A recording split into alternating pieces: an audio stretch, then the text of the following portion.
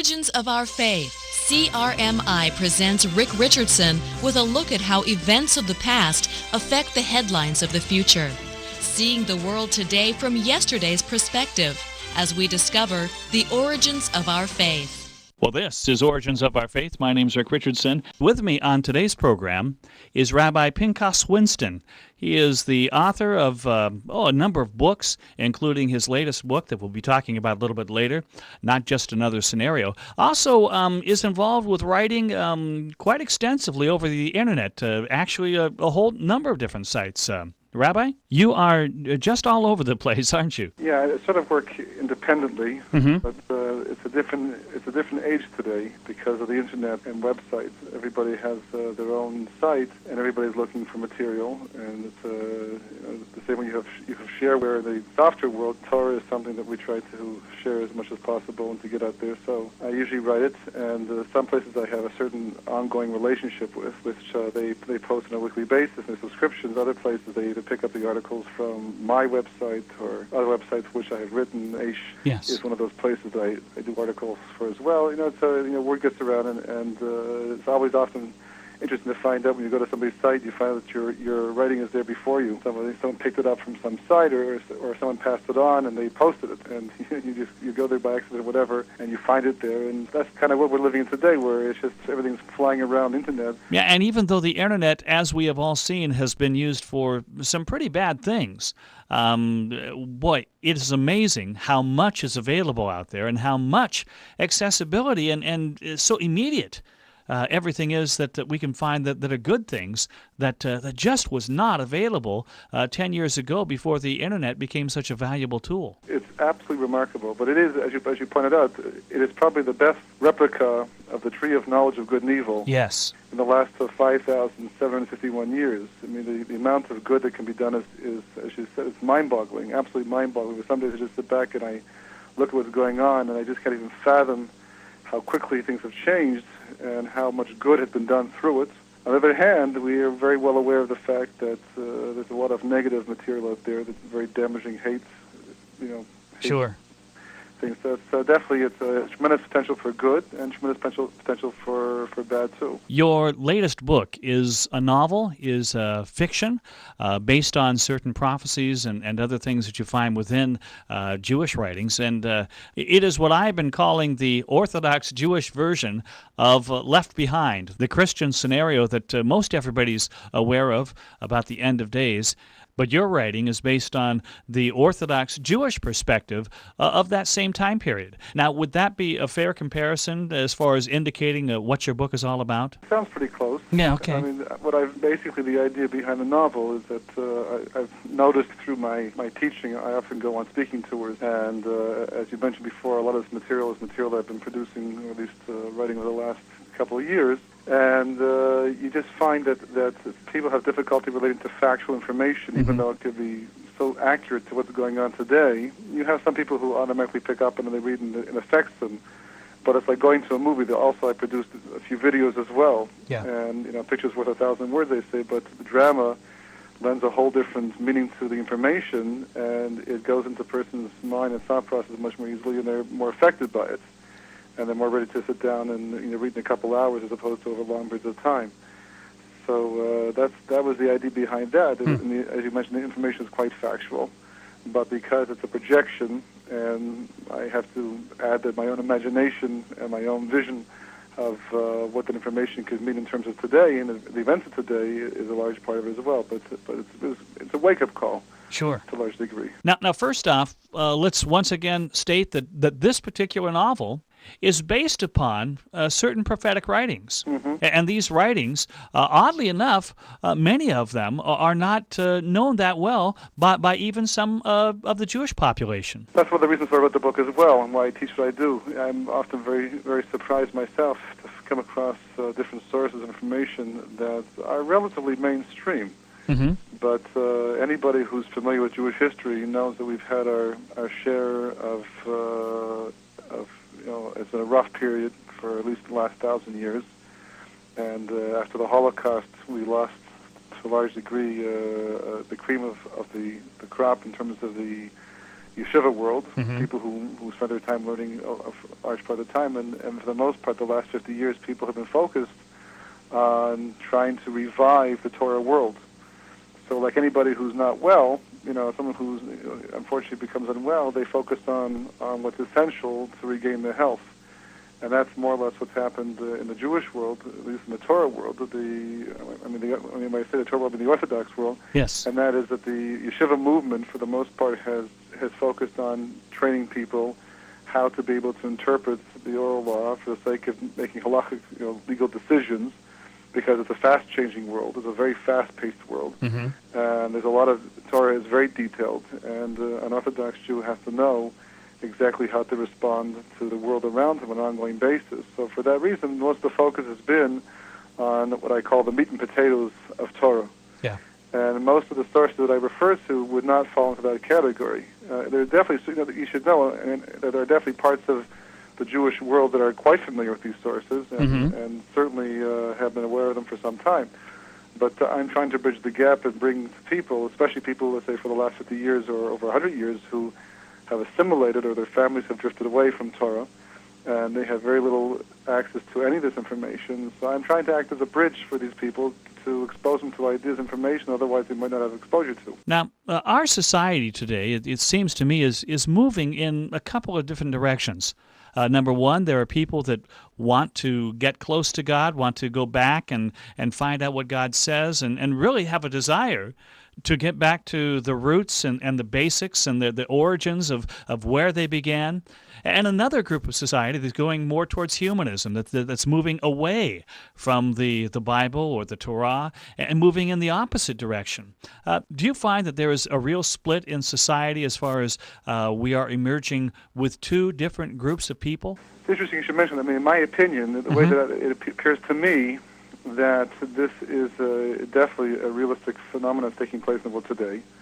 That, and certainly historically, if one looks at, from the perspective with a belief in God and a belief in Torah, and a belief in that God is involved in the affairs of man, and He pays attention to what we do, that usually, there's periods, there's swings of time, from one end to the other end. But for a while, there was almost like an in-between group where you could kind of sit in the fence for some time.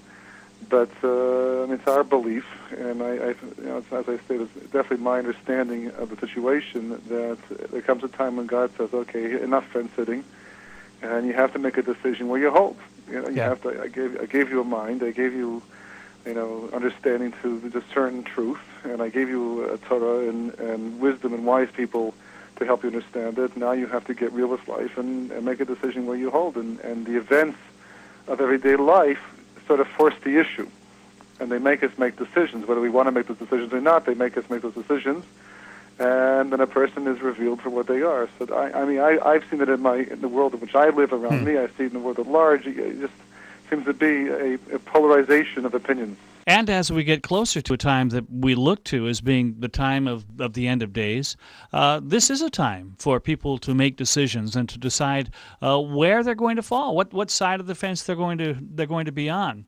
Now, your book actually deals with many people arriving at this time where they have to make the decision. And in fact, that's what a good part of the book seems to be about people getting to the point of making a decision whether they're going to believe in God, which apparently is something that some of the people find out that they really have no other choice than to turn away from atheism and some of the direction that they were heading. We'll take a short break here. My name's Rick Richardson, and this is Origins of Our Faith, and we'll be right back.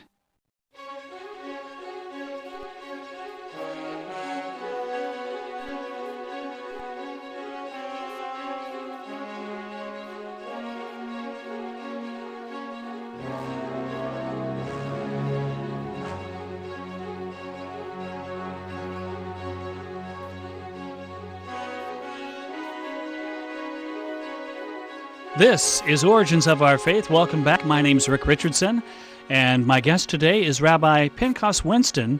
He is author of a new book called Not Just Another Scenario. It's a novel based on the end of days, based on the time period that we all look to as being the time that Messiah comes. Now, the interesting thing is that you put the time period very close from today. Even though on the Jewish calendar, we are about, 240 years from the year 6000? Plus one. Okay, so in relationship to our lifetime, we are quite a ways from the year 6000, and yet, as far as some of these significant prophetic events happening, we are a lot closer than what many people may suspect. Well, especially given the events of today, what's happening in the Middle East. I mean, we have a situation here that's never really existed the last 40, 50 years, and maybe even longer, where it's, the problem exists on two levels. It's not just between the Arab population, the Jewish population, but even amongst the Jews themselves, who are being forced to make decisions and have to discern where we stand with all these issues and ideas. And because of that, this kind of no-win situation is what makes me nervous over here. At this point in time, it seems, one of the reasons that a peace agreement has not been arrived at, it seems to me quite clearly, is because we're just, both groups are talking in different terms, and it's very hard to come together when you have a situation arising. But when it comes to Judaism, I'm sure, I guess also from the Christian point of view, when you're accepting the concept of divine providence, so it's not just an issue of making peace over here. Yeah. And one of the reasons why the struggle is taking place is not just because, technically speaking or politically speaking, we can't arrive at a common conclusion. Part of our belief would be that this is one of the ways that God is talking to us at this late stage of history and asking us to wake up and to make decisions and return, like any father would want his children to come back. He's trying to open up the eyes of the minds of the Jewish people, the world around, and to make them realize what the most important issues are and to come to terms with that. We've had it very good for the last 50 years.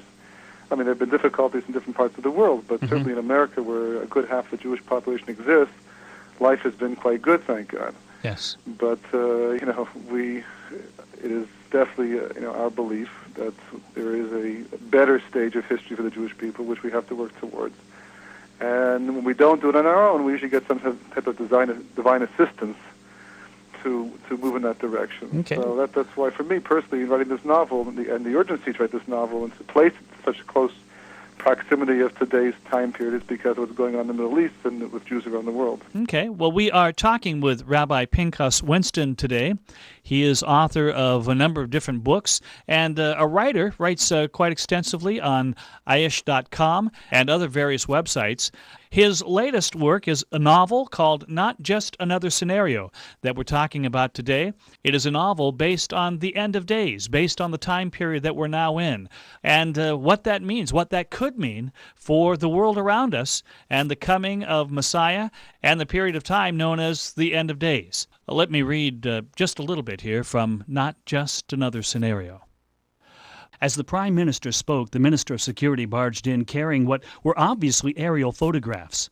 However, there was no need to look at them. Their message was written all over the Security Minister's face. The Prime Minister motioned for the Security Minister to have a seat. "I assume the Americans and the British know all of this, Shlomo?" the Prime Minister resumed. Silence. "Shlomo, are you still there?" "I'm still here." "Why haven't you answered my question? Do the Americans know?" "They know. Of course they know." "So why hasn't the President called me to discuss the strategy to nip this in the bud?" More silence. "Shlomo, why aren't you answering my questions? You always answer my questions. Why are you holding back from me?" "Mr. Prime Minister, the Americans don't know what to do. They keep telling me they're committed to our survival, but they're afraid to turn this regional conflict into a world war." "That's interesting. And when the Arab gun power flattens this region, what will they be committed to then? Grazing their cattle on what's left of this tiny country?"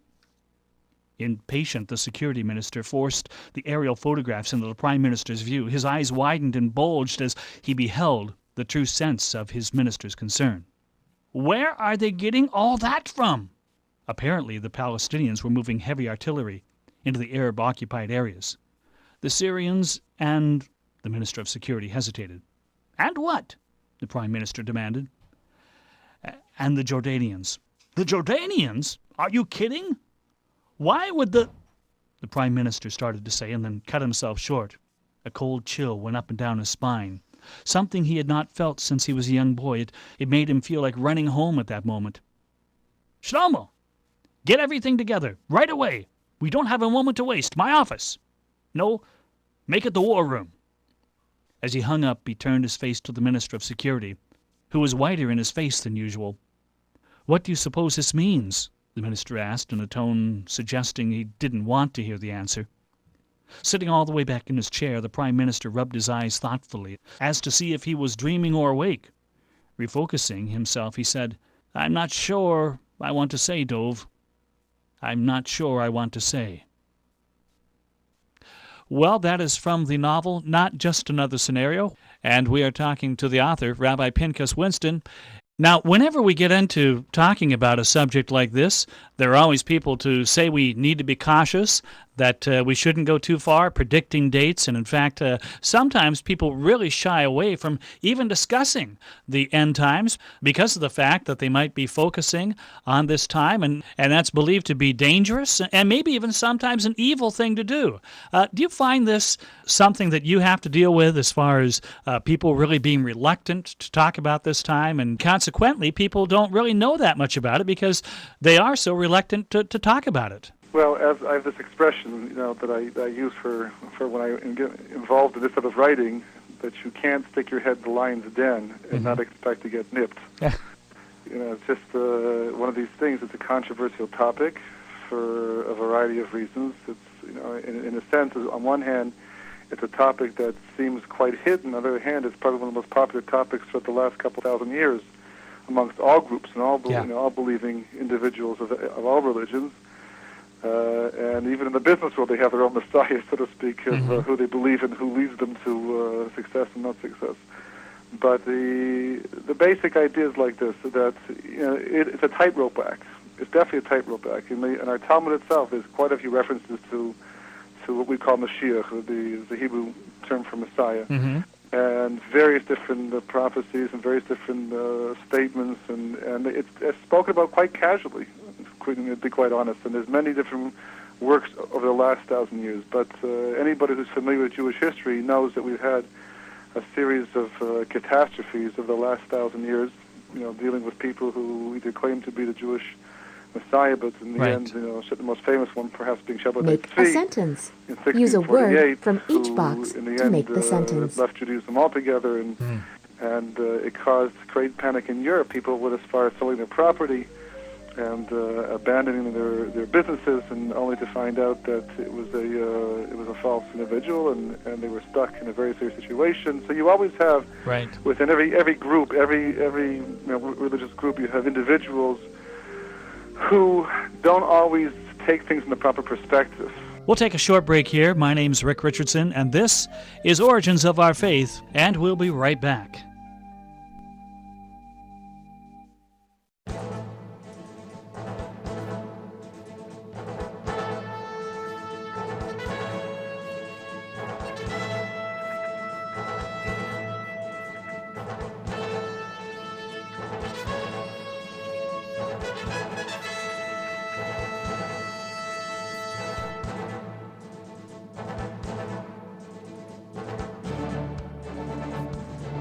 This is Origins of Our Faith. Welcome back. My name's Rick Richardson, and my guest today is Rabbi Pinchas Winston.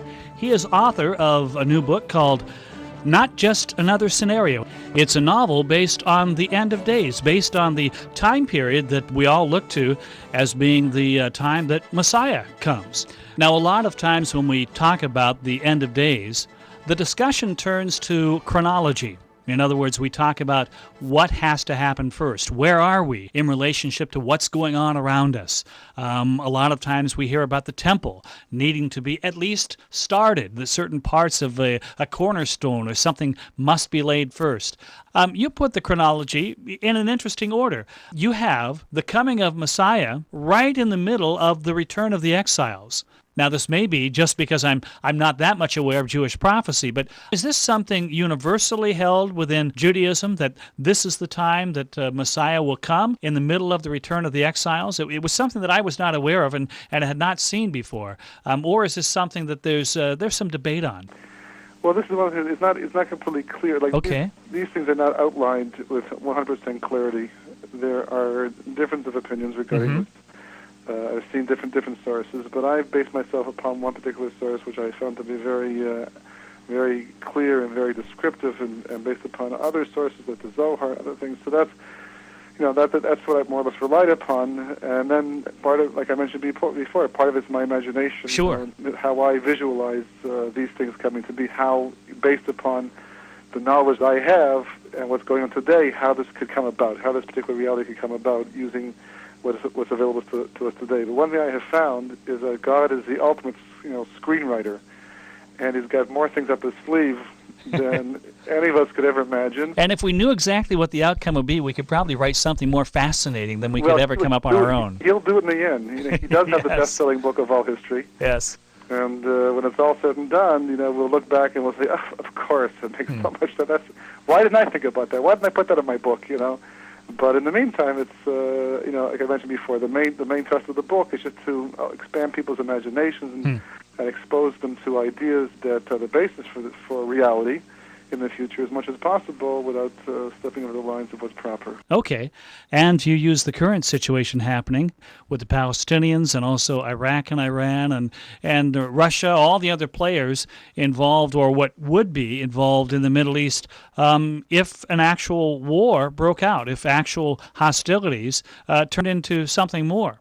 Now, one of the things also you talk about is something else that I was not aware of, is what you term as the spark of Elijah.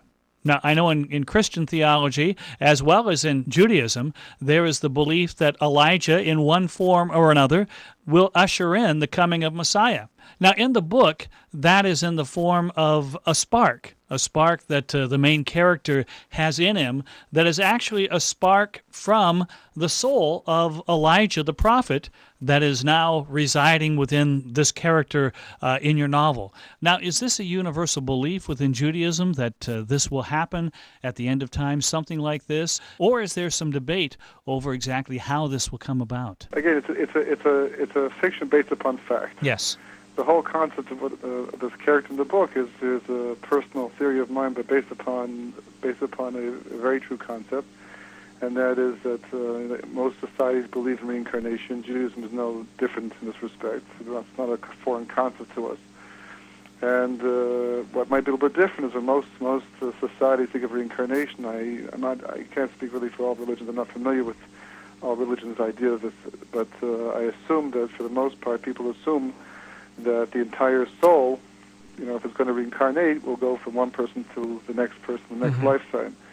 Whereas in the Jewish belief, it's not necessarily so, that a soul can actually splinter the same way that Adam was once one individual in the Garden of Eden, possessing, in a sense, all the souls, the totality of mankind, that once after he committed the mistake that he did in the Garden of Eden, and societies formed after that, all those souls are kind of like branching off and breaking off from his. So we have this idea of sparks where it's not the entire soul of an individual, but the souls can splinter into pieces, and they maintain an aspect of their characteristic.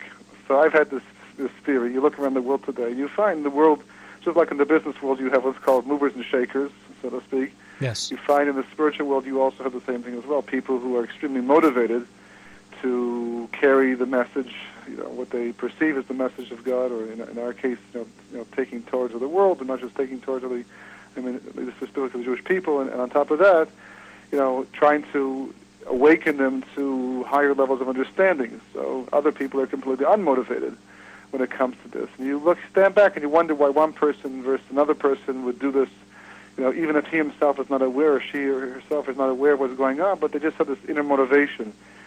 So based upon this idea of reincarnation sparks, I just projected that there are quite a few people today in the Jewish world who are having a very strong impact on thousands, if not tens of thousands of individuals. And, they have this inner strength to them that seems to be outside the realm of the average individual walking the street today.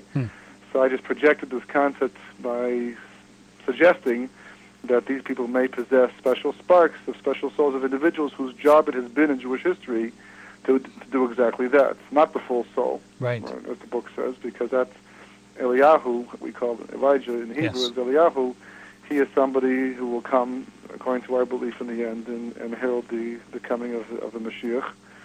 And he will be himself, in totality. But in the meantime, it's very possible that aspects of him could be in the world, so to speak, and collectively acting as in his role to some degree in different parts of the world, in different languages, in different capacities. So that's an idea that I sort of put into the book because I felt it was a very appropriate way of interpreting people's involvement in the events of today. My guest is Rabbi Pinchas Winston. He is author of a number of different books, including Not Just Another Scenario, a novel written about the end of days. Also actually wrote the text of a book that I found just invaluable as far as understanding the basic concepts of what the Bible is all about. And it's called Bible Basics, and he is the writer of some of the text of that book. Let me read a couple of the things out of here because I think it's just great writing as far as understanding the concept of what the Bible is all about. It said, the commandments were given by God and in all the Bible to teach mankind to achieve the ultimate satisfaction of life through acquiring the character traits that are essential to living a fulfilling life. A lot of times when we think of the commandments and things in the Bible, many times people think that those are rigid rules, but these are basically instructions that God gives us as far as how to live our lives the best possible way they can be, in the most fulfilling way. And I just appreciate your perspective that you have on here as far as talking about the stories and everything else, all being part of God's way to communicate to us to live our lives in the best possible, manageable way. Right. We are talking with Rabbi Pinchas Winston.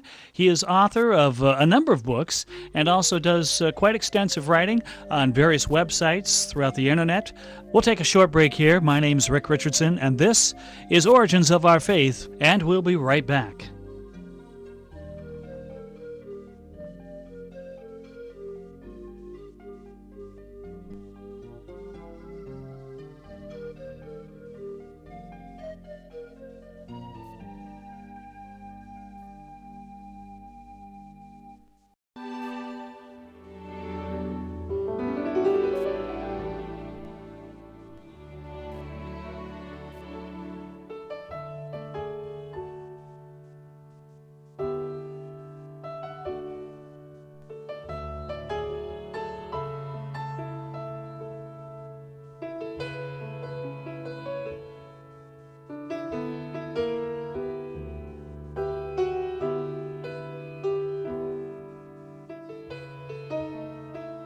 Well, this is Origins of Our Faith. My name's Rick Richardson, and my guest is Rabbi Pinchas Winston. He is author of a number of different books, including Not Just Another Scenario, a novel written about the end of days. Also actually wrote the text of a book that I found just invaluable as far as understanding the basic concepts of what the Bible is all about. And it's called Bible Basics. Now, you have here written about the various things that I think are essential to find out about. One of them is the whole concept of holiness. That's something that a lot of times, I don't know how it is among the general Jewish population, but I certainly know among the Christian population that sometimes we get words that tend to end up being fairly trite as far as the way they're used, and we don't really understand the concept behind them. Holiness seems to be one of those words. Can you explain a little bit about the whole concept of what holiness is? That is definitely one of the, it's a concept shared amongst all societies, and which definitely people have to be aware. Ever since God made man in the image of God, already that statement alone is telling us that man has a potential to be holy and has to understand the concept of being holy and to pursue that. And like a lot of concepts, they can be taken in the wrong direction, and rather than create holiness, can create the exact opposite, which has happened over history. But the gist of the idea is that being holy from God's perspective is that a person should pursue that aspect of him that develops him into somebody who resembles the way God acts. Obviously, you can't resemble God himself.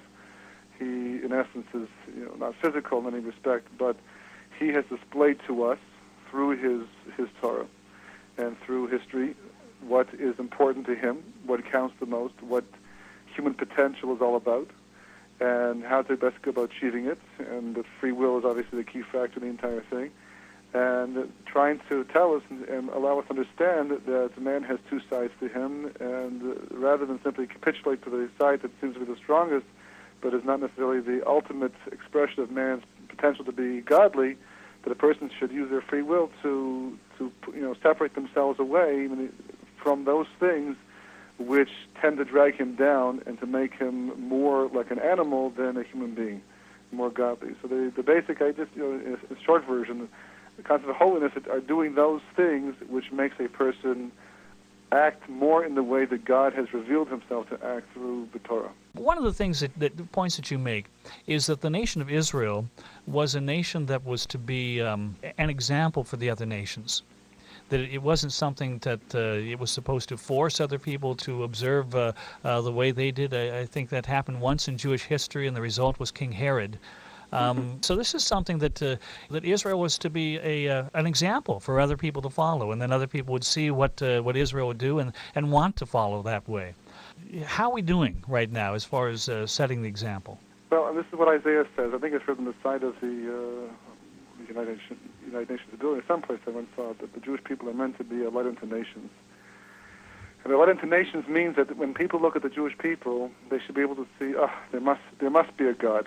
There must be. If these people are committed to do what they're doing over here, living by these rules and trying so hard to live up to a high standard of spiritual morality, there must be something to all of this, and I have to check it out for myself. And if I see it's true, I too will live up to a higher level of standard of morality. That's the object. That's the idea. Einstein, when he wrote E = mc squared, he was basically helping to understand how light works, and in a sense that was a light into the nations, but I don't think that was the light that God had in mind.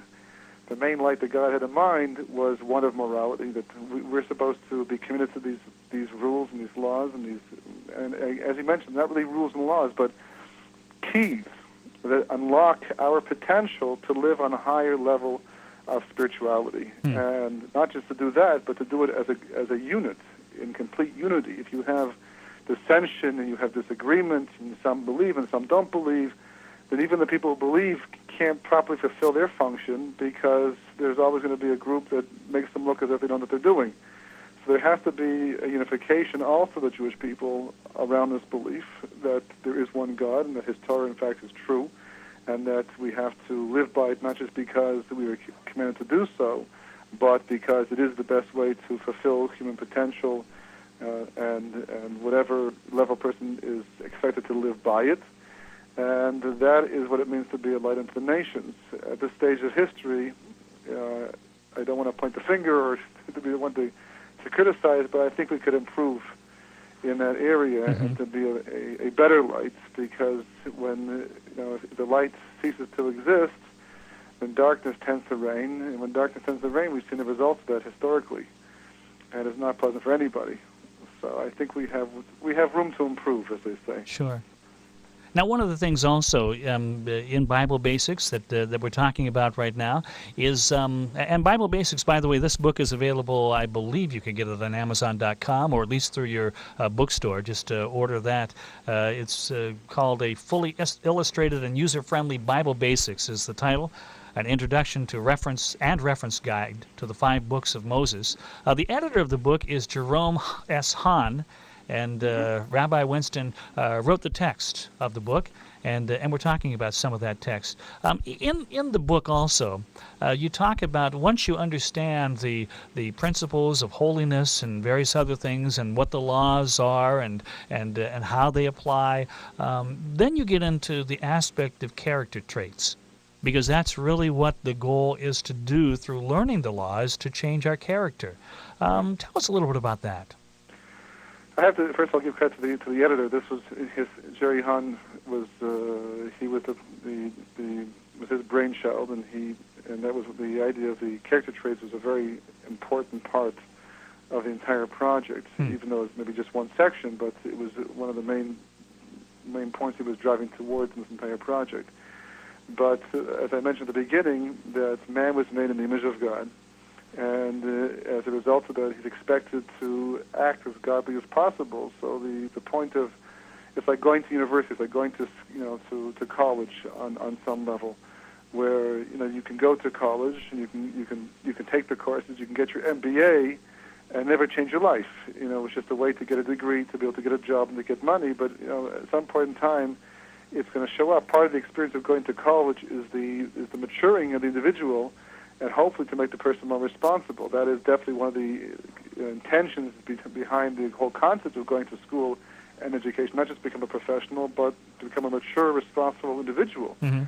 And parents are supposed to view that also as the child's growing up. Unfortunately, it does not come through too much. The message is not as clear as it ought to be, which is why there's somewhat of a breakdown in the system. But that's the idea. So the same thing is true over here, that when God gave the commandments, and whether it's the 613 commandments that the Jewish people are expected to live by, or the 7 Noahide laws, which are supposed to be applicable to the non-Jewish nations, that the idea was the same. It was a way of focusing man on his inner spiritual potential. We are talking with Rabbi Pinchas Winston. He is author of a number of books and also does quite extensive writing on various websites throughout the internet. We'll take a short break here. My name's Rick Richardson, and this is Origins of Our Faith, and we'll be right back.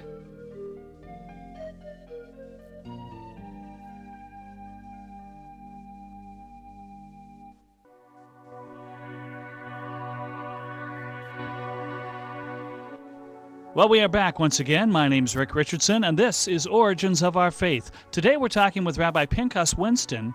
Well, why don't we at this time give out your website address and let people see some of the materials that you have up there and the books that you've written, including your latest book, the novel that we're talking about today, Not Just Another Scenario, and they can find out a little bit more about you. Could you give us that website address? www.36, spelled THIRTYSIX.org. Okay, 36.org. .org. Okay, and they can order your book right there. And may I also suggest that they check out the article that you wrote for Aish called Mashiach and the World Today. It's available, I think, still going into some of the archives on Aish. And if you can't find it there, I have also put it up on our website, originsofourfaith.com. And it's available just going to articles, and from there you can go right to that particular article by Rabbi Winston. Also available on your site are a number of different books that you've written on various, I find just basic living stuff. Just the how to live your life type material. Do you find there's a real lacking of people having a knowledge of how to live their life in a practical manner in today's society? I mean, I think that's definitely the case. You find that a lot of people today have difficulty being able to keep proper perspective or to know how to do it. One of the distinction I think has to be made is that in some respects we're a much smarter society, but not necessarily a wiser society. People often assume that they're two, one and the same thing. To be smart and to be wise is the same thing. But I'm finding, for example, that my children, in many respects, know a lot more about me, what's going on in the world, and certainly in the world of technology, very quickly. And certainly when I was their age, I wasn't nearly as street smart as they are today, which is not necessarily a great thing, but still there's tremendous amount of knowledge amongst the younger generation. Yet when it comes to wisdom, they seem to be missing quite a bit of it, and which can be a very dangerous combination. So trying to make available this information about how the proper way to deal with money and how to look at suffering in the proper perspective, or again the difference between knowledge and wisdom and how to apply it.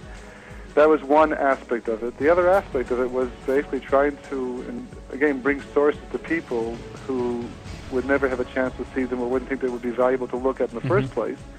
The goal is that they'll say, hey, this is very interesting. I learned a lot from this. It certainly was impressive what these rabbis had to say. I'd like to see more, and to go to a class and begin their own study program. And that is all available on 36.org. Yeah, there's one spot on the site there for books and things like that. And the information is all there regarding how to order. Well, Rabbi Winston, thank you for being with us on the program today. We've been talking with Rabbi Pinchas Winston. He is author of the book, Not Just Another Scenario. It's about the end of times, written from an Orthodox Jewish perspective. Check it out. I think you'll like it. Rabbi, once again, thank you for being with us on the program. Thank you very much. Thank you. This is Rick Richardson on Origins of Our Faith.